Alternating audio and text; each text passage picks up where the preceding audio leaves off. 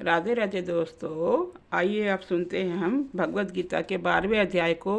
जिन लोगों ने पढ़ा उन्हें क्या फल मिला, उसका फल जानते हैं। 12वें अध्याय का महामत्य। श्री भगवानोवाच, हे लक्ष्मी, अब 12वें अध्याय का महामत्य सुन। दक्षिण देश में एक सुखानंद नामी राजा रहता था। तिसकी नगरी में एक अवंत का नाम लंपट रहे था। एक गणिका से उसकी प्रीति थी। वह दोनों एक देवी के मंदिर में जाए के मदिरा पान किया करे, मांस खावे, भोग भोगे जा। जो कोई पूछे तुम यहाँ क्या करते हो, तो कहे हम यहाँ यूं ही रहते हैं, देवी की सेवा करते हैं। झूठ कही देवे। उसी देवालय में एक ब्राह्मण देवी की सेवा करता था। एक दिन उस ब्राह्मण ने देवी की स्तुति करी।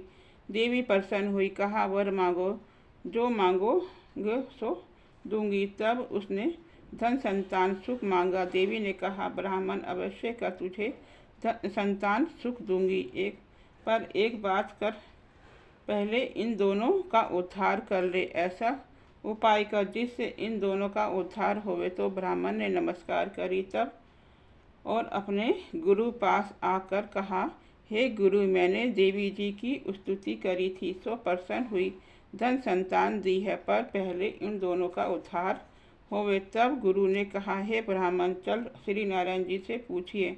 तब श्री नारायण जी का तप किया, तीर्थ व्रत किया, भगवान जी प्रसन्न हुए, आकाशवाणी हुई, सिमरन करो। तब वह सिमरन करने लगा। तब श्री नारायण जी गरुड़ पर सवार होके आए और पूछा, तेरी यह क्या कामना है। उसने पिछली बात कही। देवी जी की मैं भक्ति करी थी। भगवती प्रसन्न हुई, कहीं धन संतान देती हूँ, पर उन दोनों का उद्धार कर।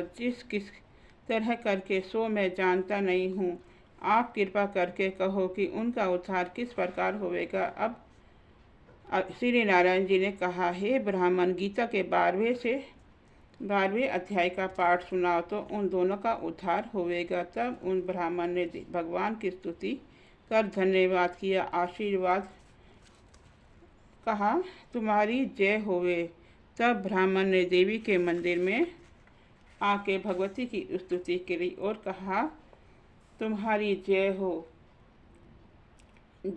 तो देवी प्रसन्न हुई।